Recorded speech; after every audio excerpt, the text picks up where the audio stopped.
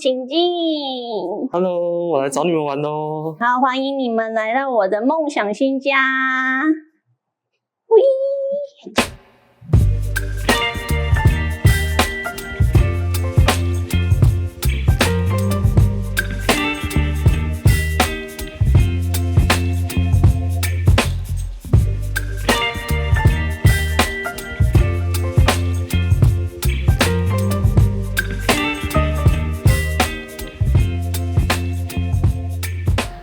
这是我们第一期梦想新家。那我现在来介绍我很喜欢的一个房子。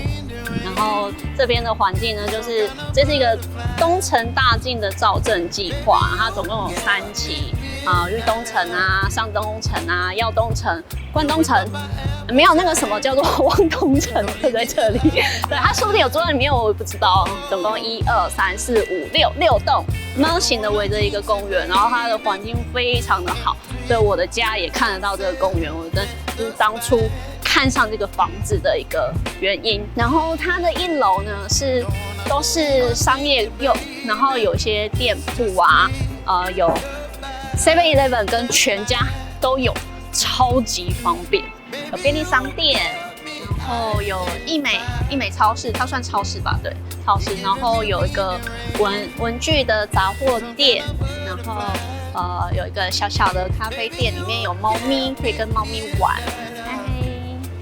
Hello， 你看我们这个社区的后面有几只小猫咪，然后大家会时不时的来喂食它。对呀，你看它不怕人。然后它也有一些比较文教的感觉，它下面有开了一个英文补习班。那这个英文补习班是我们帮我们的客人设计的这个补习班，因为我们做了一个树屋，非常的漂亮，然后小朋友很喜欢在里面玩。看它们上面都还有 Christmas 的装饰。那我们来介绍一下我们冠东城这个C栋的状况。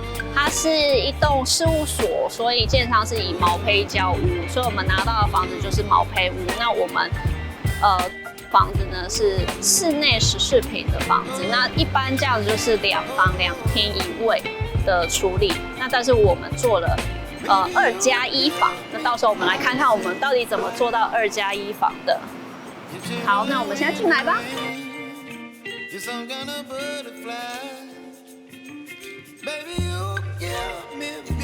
我这个家呢设计了2个房间加1个小房间，然后客厅、开放式厨房、餐厅，然后跟最重要的脚踏车墙。然后我们一般会觉得，脚踏车到底要怎么收？然后我这次用了2种方式，等一下我们来看看是哪2种方式。进屋之后，你就会看到我们这里是一个通道，然后这是一个5丈俱全的玄关，然后它有收纳脚踏车、收鞋子、放吸尘器。鞋柜在哪里？鞋柜，你看到这个很像家具的一个柜子，这个柜子其实里面呢，我就放了一个旋转鞋架。那它总共有7层，可以放21双鞋子，因为它是双面的7层。其实这样应该是不止21双，这样它收纳量是大概1.5，一般的1.5倍，对，因为它前后都有。大概30双。对啊，看女生的鞋子比较小，它就可以放比较多。这个引人注目的脚踏车又是怎么放上去的？14坪的空间，你要收3台脚踏车，其实难度非常的高。那因为我们刚好利用说我们不想要做整面柜，因为这样子进来空间会太压迫，所以我们刚好利用这个半空的空间，然后把脚踏车用滑轨式用拉绳把它拉上去吊上去，这样子非常的方便，可以收纳1台脚踏车。Dyson 也是放在玄关呢。对啊，你会觉得很神奇，因为我觉得，因为我们的扫地机器人就会在柜子的下面藏起来，它每天都会进去家里面撸，所以地板很干净。最脏的就是我们前面这个水磨石瓷砖的地方，就是这边会走进来就有灰尘，所以我可以脱完鞋子，我就把我的吸尘器拿起来吸一吸，然后就放回去，然后我就可以很干净的进房子了。是宇宙人，然后我看到这个的时候，我就立刻下马就把它下单买，因为他们2个是滑 ski， 有没有发现？这是我们最喜欢，可惜它没有出 snowboard 的，它只有 ski 的，很可爱，超可爱的。身为单车的爱好者，我们最担心的就是我要怎么在这么小的空间、这么小的家里放脚踏车。那我们这次是用了一个顶天立地架，然后把脚踏车上下架起来，然后下面还可以放一些安全帽啊、一些单车用品，然后另外一台就放在刚刚看到的悬挂。哦，那开放式厨房有一个最大的问题，会不会东西看起来很多很乱？其实这就是看你怎么把它收拾，然后跟你当初规划收纳的时候是怎么规划。像我们就这边做了一个柜子，然后打开呢，它就是这样子一个怪物柜。我们会在这边放干货啊、饼干、零食、猫咪的食物。都会放在这边，然后而且我坐在这里的时候，我就可以打开，然后就拿了饼干就开始吃，然后配着我的咖啡，配着我的茶。然后这边我们就会放我们的酒啊，然后脚踏车骑出门要带的水壶，对，然后我就可以从这边拿脚踏车，然后拿着水壶就可以出门了。然后下面这个方格玻璃门里面呢，就是放那个我的烤箱，我就收在里面，我要用的时候才打开，所以你平常都不会看到哦。然后整个一个很大的台面这样子，所以其实我们会把锅子啊全部都收在里面，你都看不到。我们平常就是一个很干净的台面这样子。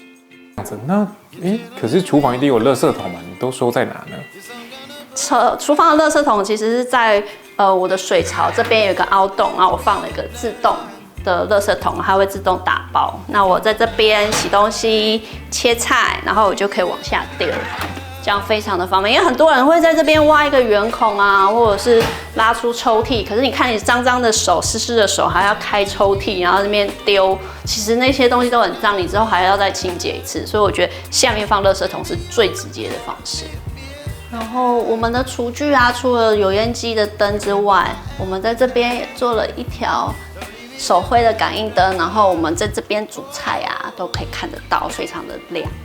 然后这个墙面呢，墙面这个也是乐土，跟那个天花板的一样，都是乐土的材料去做的。那个台面很像我阿公家以前的台面呢。的台面选用的这个是意大利玉铸的水磨石板，是比较新的材料。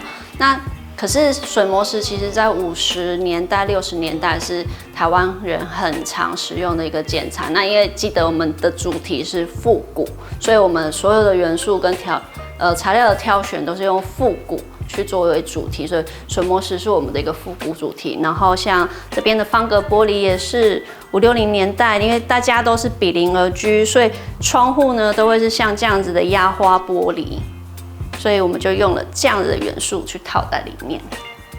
那边的这个玻璃柜看起来也是蛮有复古感的哦，很像以前阿公家里面的一些装饰品的那些玻璃，好像也是这样子的材质哎。对呀，因为我们刚刚说我们要把系统柜家具化，那它就可以用上很好的这个压花玻璃的元素。那50、60年代压花玻璃就是家家户户都会使用，那我们这次用的是方格状。我们这个灯具的设计看起来都很有设计感哎。那我们是用什么样的理念去构筑这个设计呢？因为我们的主题就是复古，所以我们选了这种玻璃造型的灯罩，然后上面有黄铜。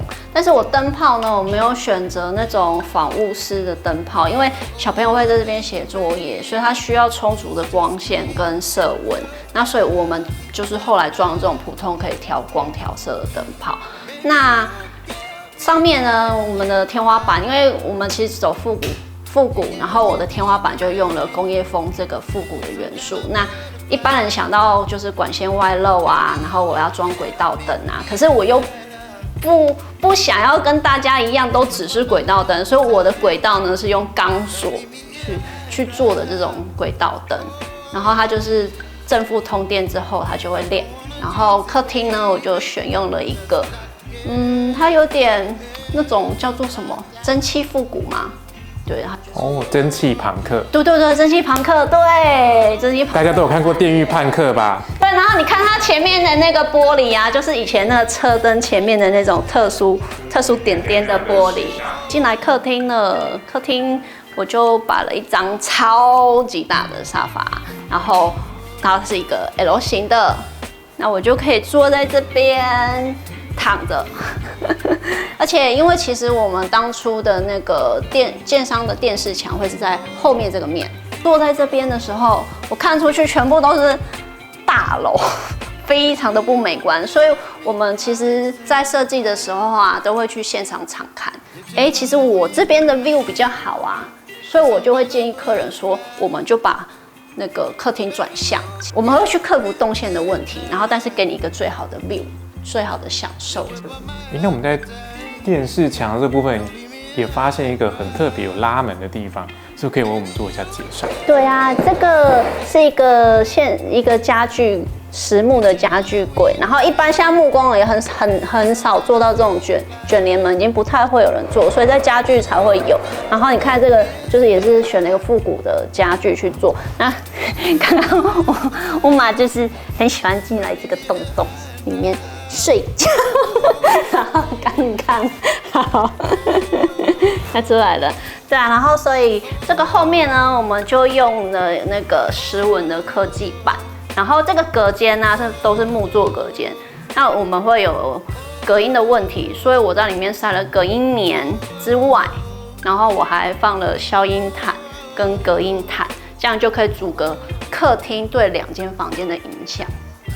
那我们现在年轻人都很喜欢在这个沙发上面都设计一个坐卧区，那为什么我们这边没有做一个坐卧的设计呢？一开始我原本也是打算这边做坐卧，因为它可以连接小房间的阶梯一起上去。可是我后来想了很久，因为我们的坐卧即使坐垫做得再厉害，它其实坐起来的感觉其实没有沙发那么舒适。那我会觉得我回来就是想要放松，所以最后我选了一个超级大的L 型沙发，我就可以我真的很常躺在这边，然后对着下面的公园发呆。后面的这个水泥墙是什么样的材质啊？可以为我们介绍一下。一般人看到水泥墙就会想说啊，这是仿清水模的涂料，但是不是，这是建商原本最原始的粉光墙。那因为我们觉得它当初这个粉光墙非常的美丽，然后我们就只在表面上上了保护漆而已。那是不是配合我们的这个蒸汽朋克风格的这个吊灯，所以我们也设计了这个很特别的小电扇啊。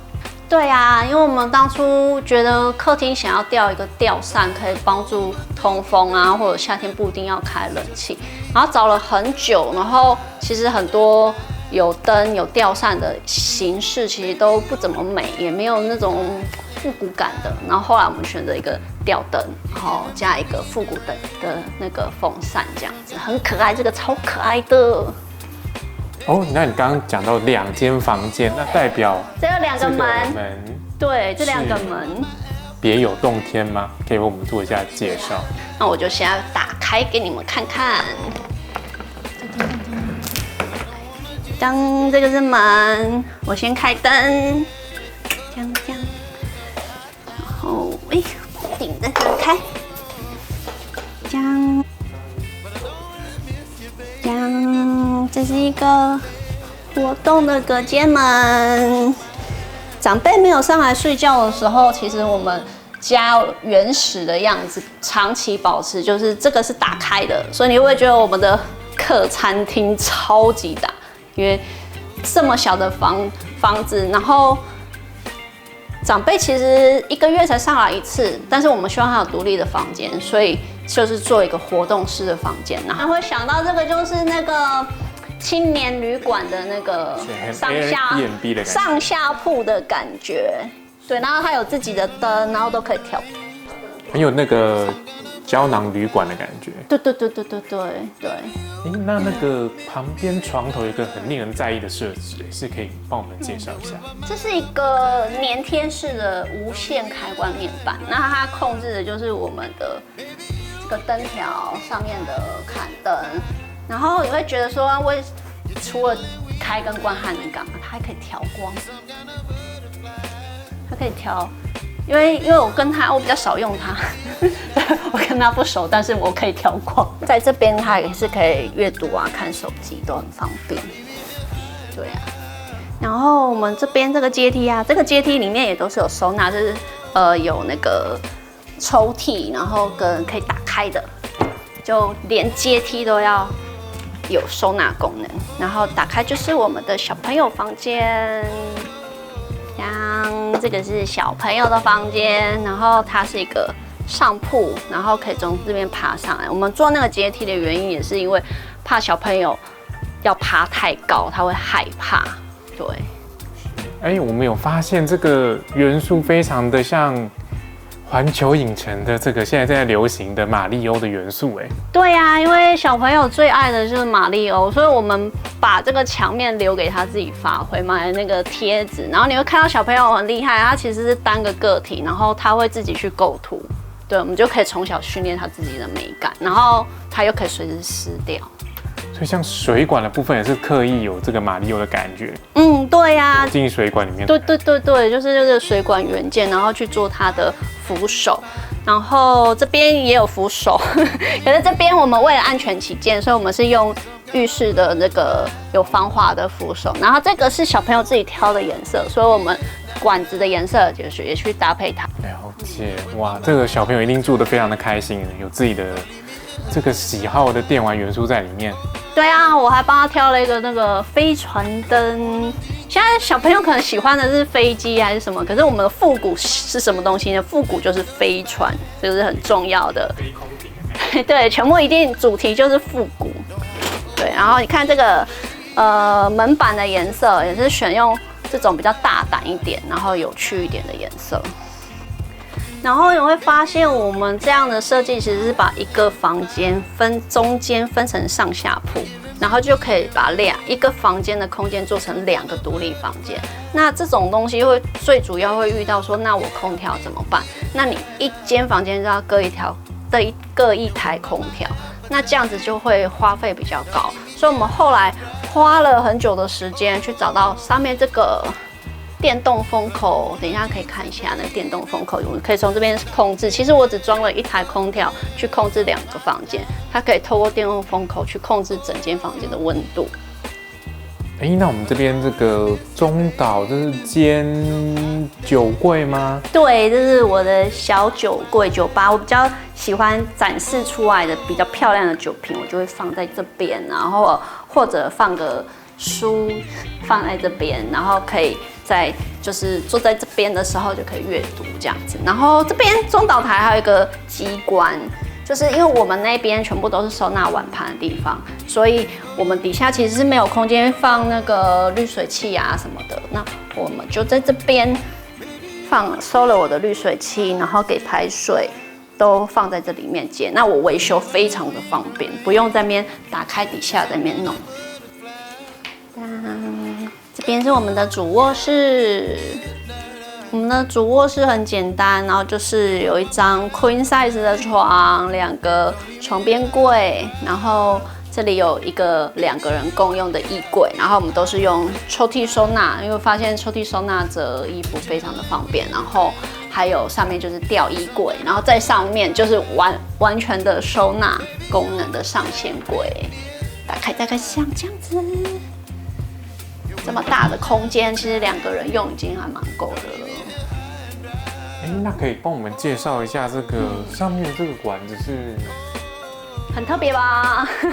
这个是螺旋金属管，因为我们当初就是整个是毛坯通风管，什么都要自己拉。那现在我们会看到客厅其实有一支，那个是排油烟的油烟管，然后这边有2支，一支是进到里面，一支是浴室的。然后从那边比较低的管子进来，里面穿的是冷媒管。当初师傅在穿冷媒管的时候非常的困难，然后折断了好几支金属管跟好几支那个冷媒管，他超级恨我的。那我们现在用的这个床是什么样的 size 啊？这是 queen size 的床架，因为我们就是挑选那个一样就是复古造型的床架，然后Queen size 呢，其实比较符合现代人的睡眠品质的要求，因为这样比较不会互不干扰。那现在很多客人也都会要求他们其实是需要 queen size 的空间的主卧室，所以你在挑选房子的时候要记得先确认你的主卧室的空间到底够不够，因为大概有一半的客人的房子其实是无法达成这个要求的。然后你看我们两边呢，就是一人一个这个阅读灯，就是晚上不免俗可能还是会玩一下手机啊，然后我就会把所有的灯关掉，然后就有一个阅读灯在这边。然后我还有就是挑了一个这个香烛灯，然后就是睡觉前打开，它就有香气有氛围这样子，非常的舒服。然后这边是我们的浴室，是把它门打开，乌马是跑进去了。好，进来就是这里是我们的更衣区，我们会在这边脱衣服，然后把衣服放进洗衣机里面，然后就进去洗澡。然后这边有内衣可以放一些睡衣，要放在这里面。对，因为我喜欢在外面解决这件事情。我发现这个设计本身非常的日本哦，那这个也是灵感也是这样子，在日本生活的时候，我觉得这个功能太方便，所以把它带来台湾这样。对，其实我最早发现这样子的方式，好像是在澳洲吧，反正它就是完全干湿分离，然后洗手台啊什么都分开。可是，在台湾其实比较难做到，所以像我去日本的时候，就超喜欢他们的浴室，因为你可以就是真的是像这样子，这边拖好。然后放进洗衣机里面，然后就进去浴室里面洗澡。对，在刚拉门的时候，我发现有一个特别的洞口，对，刚刚有看到乌马在里面，因为它会从那个猫洞进来，然后这边是他们的便盆的位置。那因为要拍摄，我把便盆先拿出来了。这边，因为我发现我们这个里面的设计也是承接我们的外面的一体感，就是有这个复古的元素在里面。那可以为我们介绍一下，就是有哪一些我们特别做一些巧思或是一些设计？对，浴室的巧思设计也是很多。我们这边一样在继续延续水磨石的部分，然后选用了一个很复古的镜框，然后镜框打开里面是镜柜，可以放一些小东西。女生小东西很多，就可以放在这里面。我很不喜欢洗完澡就踩到瓷砖。所以我自己设计的房子呢，我就外面铺的其实是石塑木 SPC 的地板，然后还有木纹的感觉，然后踩起来也是温润的感觉，这样子。那不会有潮湿的问题吗？其实不会，因为我们大部分就是还是在里面完成洗澡的动作，然后只要这个隔水做得好，然后排风做得好，其实它不会太有潮湿的问题，因为我们是24小时开着排风扇。因为我们为了这个猫咪的柜子排臭味的问题，所以我们都是24小时开着的。然后淋浴间里面呢，我就这次的金属件都挑选那个锆金色的颜色，然后连这个淋浴柱呢都是这种复古型的，这个颜色真的超级漂亮了。然后地板呢，我就水磨石圈了一圈花砖，然后也是挑选这种复古型的花砖。然后很多人发现，我的瓷砖的这个复古砖啊，只有贴到一半，然后上面这个其实也是跟那个外面客厅外面的楼板一样，是用乐土去做特殊设计，然后表面都有上防水剂，因为我们一般洗澡水泼到的高度其实在这边，那所以我们就尝试的是一半做瓷砖，一半做特殊漆的效果。这次做设计这个家呢，其实住的其实是非常的舒服，因为我们都是用我们自己实际的生活经验去设计这个房子。那唯一几个点就是，一是我的收纳量不太够，因为我之前的东西实在太多了。可是我觉得这好处是我可以精简我的东西，可以丢弃一些不需要的东西，因为很多东西是放进柜子里面 N 年之后你都不会再拿出来，所以当我们想说收纳柜要很多的时候，其实它是占掉你的空间，那这是可以考虑的一个点。然后第二点呢，就是住进来之前一直听人家讲说汐止很潮湿，很潮湿，很潮湿，可是其实我一直觉得怎么可能，然后我就有点后悔没有装全室除湿机这样子，因为这里真的会发霉。对，然后它还好是我们用了这些特殊涂料啊，都是会调节湿度的，其实有解决一点点这个问题。我其实也不用一直开着除湿机，然后用系统柜，它其实防潮的功能非常的好，所以它柜体也不会发霉或坏掉或胀开的问题。那我们住在这个房子里面，需要注意到什么事情呢？那像一般我们的这个民众来说要做类似这样的风格，是不是有什么要提醒的事情？做这样的风格呢，就是因为其实复古风有很多种，有古典啊、乡村啊，还是说真的是那种用旧家具去呈现的复古风。那我们可以先想清楚，我最喜欢的 image 是什么？那我喜欢的就是复古，但是每个年代的元素我都很喜欢，所以我把它融合做一个混搭的感觉。那我们在找设计师的时候，你可以先想清楚说，我的那个需求是什么？我的生活习惯是什么？像我们就会去跟你聊，去跟你倾听，说，你喜欢的是东西，然后我们设计出来的家才会是你真正生活的家。我们的梦想家系列会持续的介绍我们的案子啊，或者是朋友的家之类的。那就请你们持续追踪我们，然后也追踪我们的 TikTok 跟 IG， 有我们乌玛跟安乌非常可爱的动态。